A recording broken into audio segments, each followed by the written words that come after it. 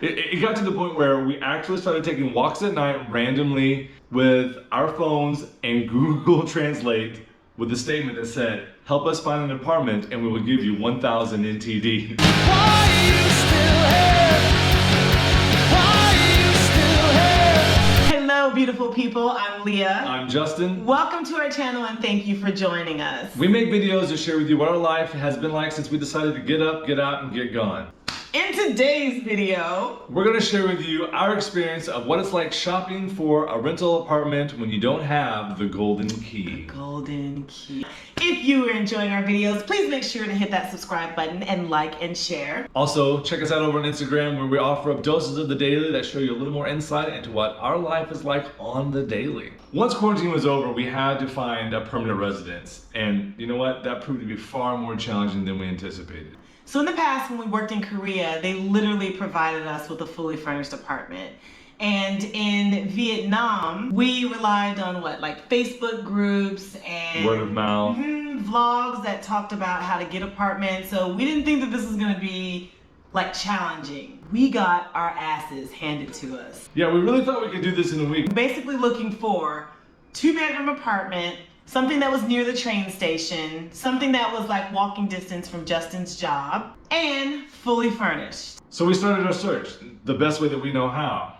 We started with Facebook groups, we started with vlogs about living in Taiwan, and we soon were led to 591. 591 is the website for all things rental. We were told it is the only place that you'll ever be able to find an apartment in Taiwan. And that's not just by expats, that's by local Taiwanese as well. Here's the issue with 591. When we started looking for apartments, we obviously wanted a furnished apartment, and we had grown accustomed to what that term meant in Vietnam. Furnished meant fully furnished. That means you get a bed, a washing machine, a refrigerator, a cooktop, linens for the bedroom, hangers, dishes, towels, like everything. It is literally like drop your suitcase and move in. Yeah. In fact, we come to find out that many of the apartments don't even allow cooking inside because they don't have a kitchen. And if they do have a kitchen, sometimes it's split between indoors and outdoors, and you could even wind up with a refrigerator in the bedroom. What we did find out is what fully furnished meant is you get a bed, fridge, washing machine, maybe a couch. Aside from the quick reality check, 591 sucks. How many bait and switches that we experienced looking for an apartment? How many photos did we see that were photoshopped? There's 2 people? Well, that's a double occupancy fee of at least an additional 1,000 to 2,000 NT a month. There's building maintenance fees. Building maintenance for what? For what? Security? No, we don't have security. There's no security. Parking? There's no parking. There's no parking. Trash? Trash services. No trash services.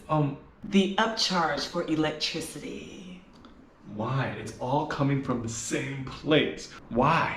We had the help of our fantastic coordinator, Sunday. She was even getting frustrated. She was the one that was calling these listings and setting up the appointments for us, right? There was, we don't rent to Westerners. I don't want to rent to you because you're not married. All boys. Or an all girls facility. Or it says it's an apartment, but actually it's a business. Commercial space. Yes, commercial space. Here's the deal. This was a logistical nightmare, okay? We do not have transportation. We cannot legally drive a motorbike or car in Taiwan. We could take an expensive cab, which was costly. We could take a bus, but we could actually walk there faster than the time it took to wait for a bus and then to travel the distance. So on some nights, we're walking up to 6-8 kilometers just to check out 2, maybe 3 apartments. So this is how we got out of the vicious cycle. We completely changed our criteria.